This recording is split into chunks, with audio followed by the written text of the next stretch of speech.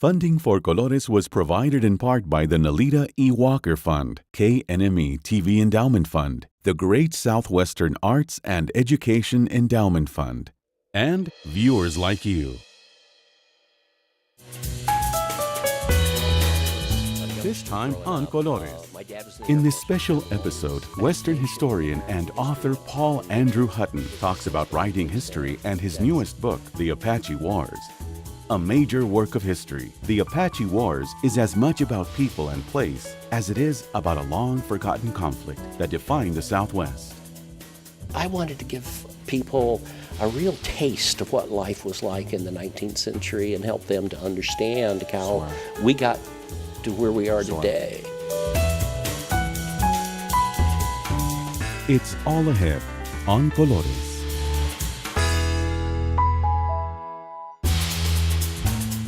Paul Hutton unfolds the story of the Apache's long fight with Mexico and the United States through the eyes of the men and women who lived it. Why has history been such a big part of your life? Well, when I was a youngster growing up, my dad was in the Air Force. We traveled all around the world. In 1956, though, we came to San Angelo, Texas. And it was the era of television westerns and western movies. And right then was the Davy Crockett craze. Walt Disney had the first big craze of the baby boom generation with Fess Parker as Davy Crockett. And I became fixated on that story. And from my interest in Davy Crockett came this fascination with American history, and all history, in fact, but especially American history, and the story of the American West. And I believe the story of the American West very much is the story of America itself. It's one of the things that makes us so unique as a people, and so it's always captivated me. There was an incident that happened a few years later. We were having some pretty tough times, and my birthday came along in 1962. It was the Cuban Missile Crisis. I remember it so well. And my mother couldn't afford a birthday present for me, but she went to the library and checked a book out for me, Oliver Lafarge's Cochise. Well, that special gift inspired my interest in the Apaches. I loved that book. And I was so delighted when I wrote my own book to discover that the story of that friendship that had so inspired me as a child and that special gift from my mother was true. And that, sometimes your childhood fantasies of how history should be turn out to be absolutely correct. And the story of the friendship between Cochise and Tom Jeffords that brought a brief peace to Apacheria was such an incredible tale and absolutely true. Could you tell me a little bit about the art of making history come alive? Well, one of the things I tried to do in this book in particular is to be more of a storyteller and less of an analytical historian. And sometimes in history writing, in fact, what you're taught in graduate school is that the more words, the better. There's a sort of an emphasis on analysis, on theory, that makes academic history pretty rough for normal folks to read. And I've always felt, both as a teacher at a public university, but also as a writer, writing television documentaries, writing popular articles for popular magazines, that it was my duty to reach out. And it's always been my dream to have a big New York house publish a work of popular history. And so it was a journey for me to make that leap into storytelling and making that the emphasis of the book. I often felt like I had, the two little creatures on my shoulder, the academic angel, with his pipe, telling me, no, you can't do that. You're just emphasizing romance and emphasizing action. And then on the other side, the guy with the gold chains and the big cigar was saying, "Nah, kid, go on. You can do it. You could write a real story. Make it exciting. Make it exciting. Pull people in. That's the key. Because you know what? If you write history and nobody reads it, what's the point? Exactly. What's the point? Not that academic work doesn't have a serious role in society. It changes our view of the past. This is what textbooks are written from. But I wanted to give people a real taste of what life was like in the 19th century and help them to understand how we got to where we are today.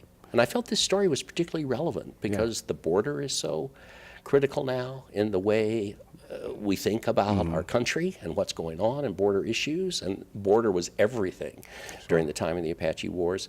And then also race is such a clear issue today. And my main character, my hero, is this fabulous mixed race character who, just to add to his conflicted personality, he's culturally an Apache. He's half white, half Mexican.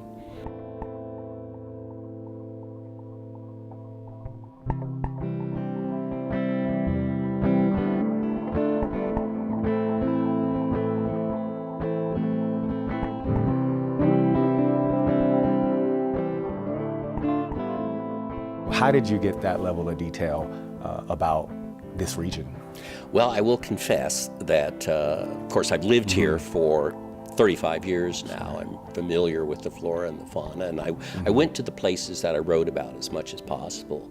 But I also have huge stacks of books on flora and fauna and all kinds of natural history books, because I certainly didn't want to make a mistake in terms of vegetation, in terms of the kind of animals, in terms of landscape that my story takes place in. This is a story that's kind of dictated by landscape, and it really shapes the lives of everyone who's involved. And of course it still does today. We live, in a desert environment here in the Southwest. We understand those special rhythms that the desert has, and we understand how unforgiving it still is.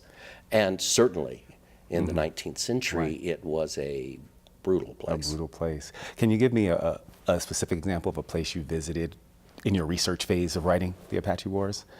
Oh, one of my favorite places was Apache Pass. That is where a confrontation over the kidnapped child who became Mickey Free between a young Army lieutenant named Bascom and Cochise, the great Chiricahua chief. That's where that confrontation took place at a stage station that was there.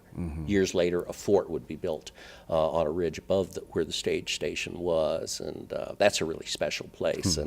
And there's still the old graveyard there, and the ruins of the stage station, the actual adobe ruins, are just right there, and it's a place you gotta want to go to it. You gotta hike in. You can't. There are no roads, so you gotta hike in. So it's pretty pristine. It's an exciting place to be, and to walk the land to get a sense of it is so important, and you get the feel. How does that represent itself in your writing?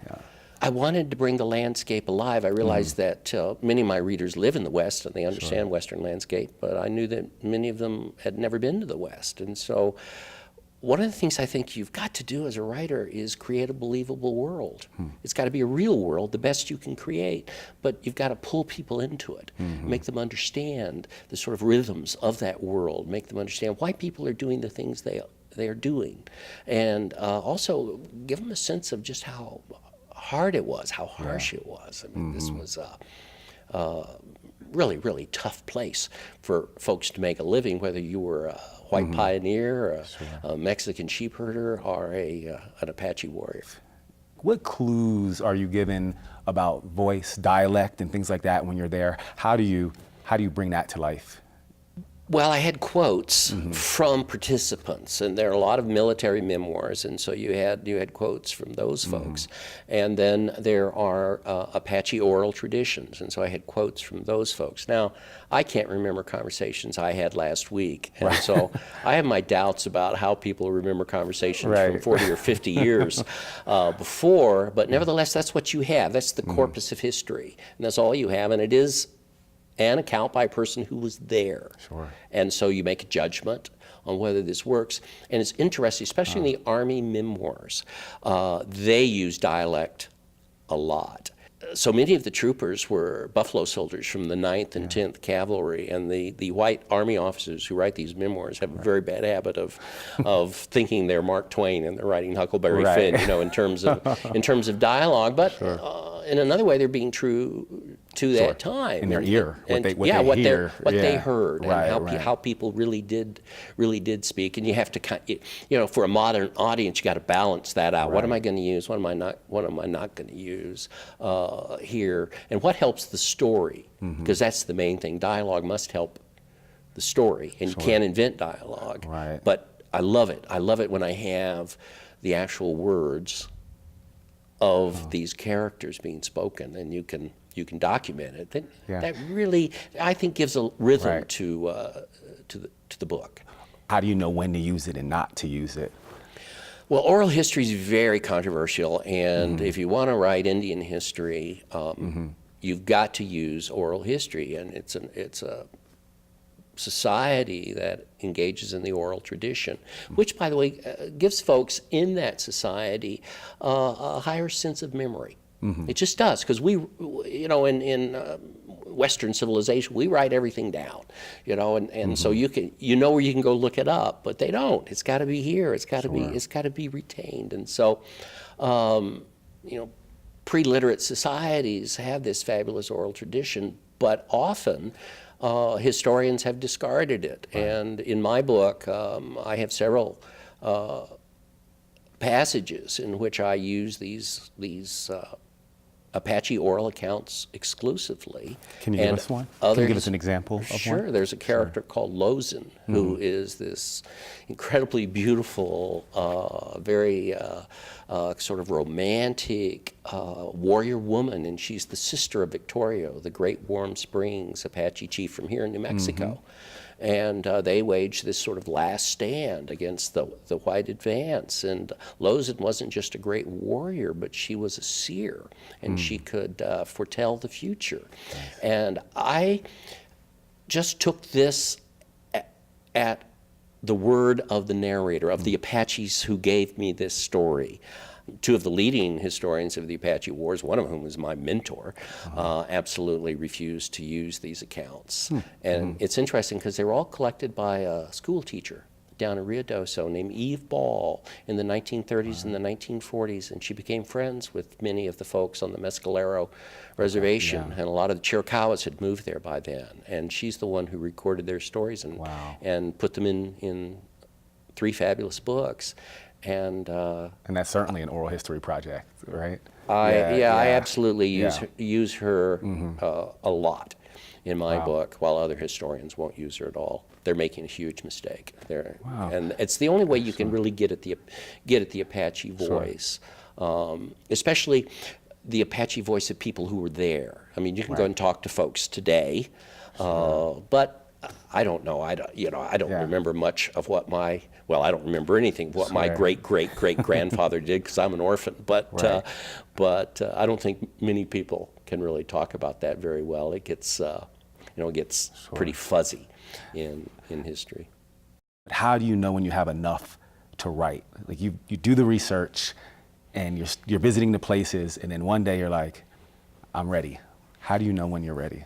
Well, of course, there is this thing called a deadline, and I think the emphasis is on dead, because that's sort of how you feel sometimes. And I was under a pretty severe deadline, which I missed. Right. But is there a responsibility to the history? Is there a responsibility to Geronimo? Is there a responsibility to this region, the land, that you feel like you have to balance the deadline with, I got to tell the story right? Absolutely, and that is in fact why I just kept writing and writing. And in fact, my editor told me later, he said, I didn't pressure you to stop, because I knew you had momentum and I didn't want to stop you. So I had to cut, but I did. It's still obviously a good sized book, because it's a big story, and I had to do justice to that story. The cutting I did, the compressing I did, the rewriting I did, made it a better book, no question, no question about it. But that's just part of the process. Maybe you have to go that far, write so much, and then come back. Right. And I had to do that. And it was because I really wanted to do justice to the story. Where do you draw the line between what's storytelling and what's history? Well, there's an incident that I just agonized over, and it's during the Bascom Affair at Apache Pass. And Cochise laid siege to the soldiers at Apache Pass, and meanwhile the stagecoach is coming from Tucson, unaware of what's happened there, and that there has in fact been a big battle right at the entrance to Apache Pass, and a wagon train has been destroyed, and the Teamsters have all been tortured to death. And this stagecoach at nearing midnight arrives on that scene, which is just an incredible scene where the wagons are ablaze and the Teamsters are tied upside down to the wagon wheels with fires under their heads. Right. And the stagecoach pulls into this scene straight out of hell, and all hell breaks loose as the Indians start firing at them, and the driver's shot and the mule is shot, and these guys are blazing away, and they cut the mule loose, and the stagecoach line manager was there, and he climbs up on the box and whips the horses, and down they go toward the stage station with the Apaches shooting at them.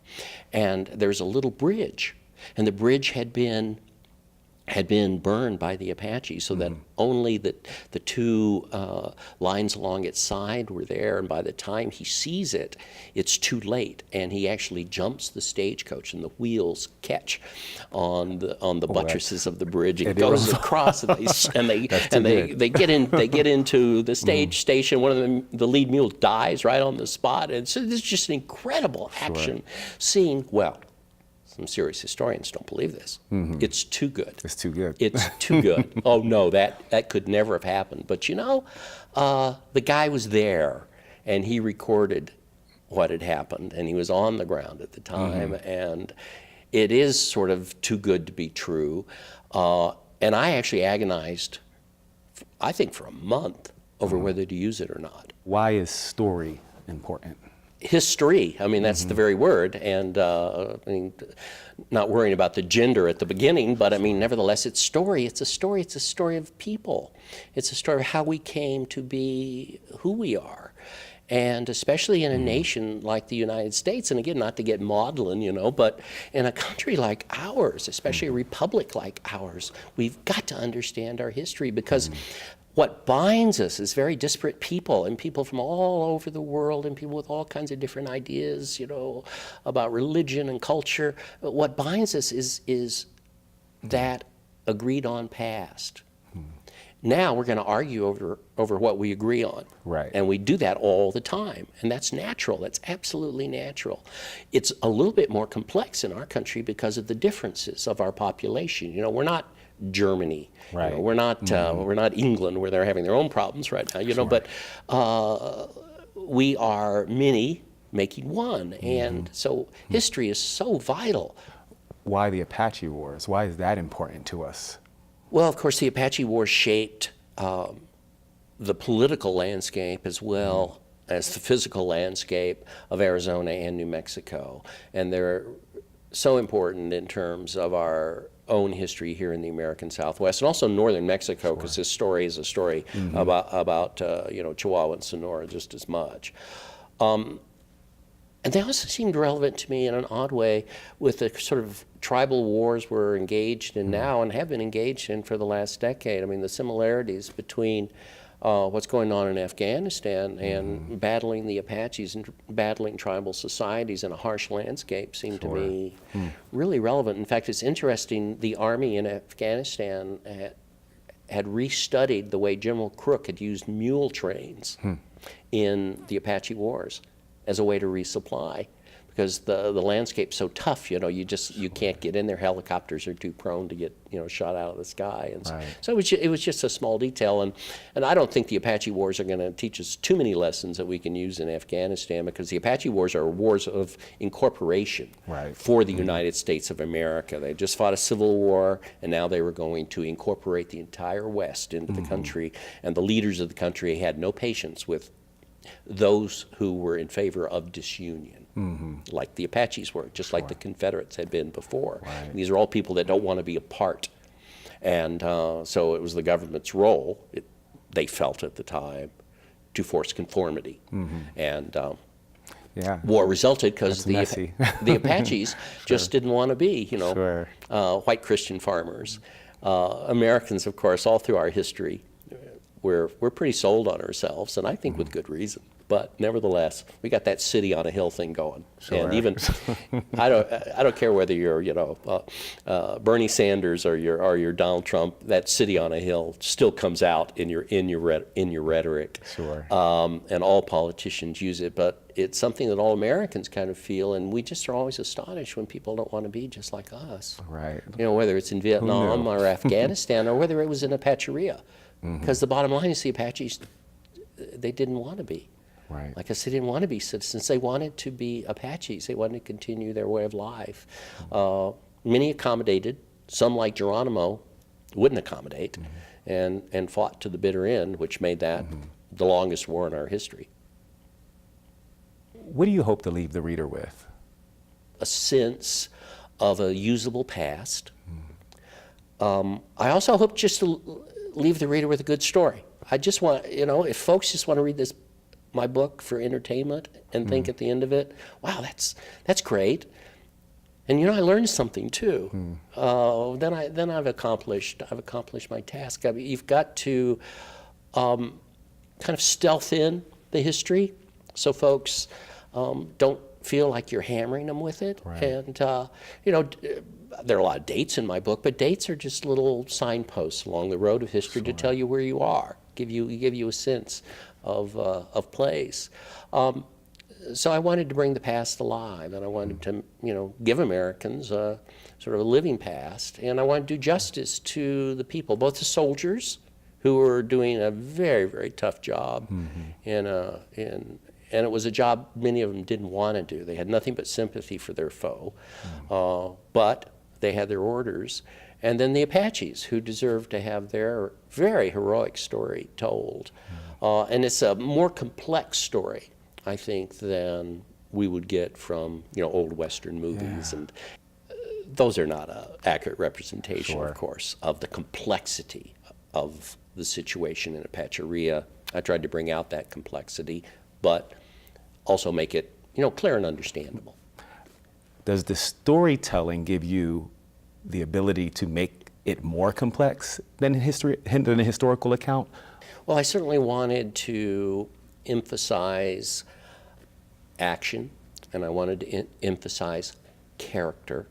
And by especially emphasizing character and personality, you can show the clash of personalities, not just between the Americans and the Apaches, but between the Apaches themselves. And one of the things I really tried to draw out of the historical record was just how divided the Apaches themselves were. And they also had different views on how they wanted to live and how they should resist the American advance, just like the Americans were themselves divided between whether we were going to have a war policy or a peace policy. And it was actually called President Grant's peace policy, and he really wanted to settle the Indian question, as it was called, and then eventually move Native Americans toward American citizenship. And everyone thought, of course, at that time, that folks would intermarry and just merge in and would all just be one big happy melting pot society. Well, it didn't quite work out that way, either culturally or legally. Right. But certainly that was their goal, and they were just as divided as the folks in amongst the Apaches were as well divided. And one of the things in the Apache Wars is that so many of the Apaches served as scouts against other Apaches, and this confuses folks. Right. But it really shouldn't, because the Apaches never had a sense of themselves as one people. As it was the family that you owed allegiance to, the clan, the band. No sense at all that the Apaches were one great nation. No, they were divided into tribes, and some of those tribes were hostile toward each other. Why is sharing history important to you? Well, it's my calling, as they say, certainly my life's work. I just think it's so important, it's so vital for Americans to understand how we got to where we are today. Those who don't know the past are certainly destined to fail in the present because they don't know who they are. And even a story like the Apache Wars, a story of conflict, a story about borders, a story about mixed races, all of this is still the story of America. It's as relevant today as it was in the 1870s and 1880s. The story of the past isn't some ancient story. We're a very young nation. This is really recent, and this shapes our lives today. And the Apache Wars seem sort of distant, and they seem kind of romantic, and it's stuff for Hollywood. But no, it's what made the American Southwest. It's what made the southwestern borderlands, and it helped to dictate our whole relationship with Mexico for many years. And so there are vital lessons to be learned in that story, as well as just a great story to be entertained by.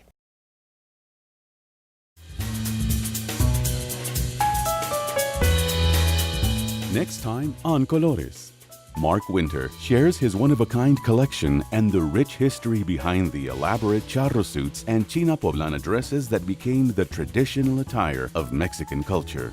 See Mark's collection in the Viva Mexico exhibition at the Great Southwestern Antique Show, August 6th and 7th at the New Mexico Fairgrounds Lujan Center.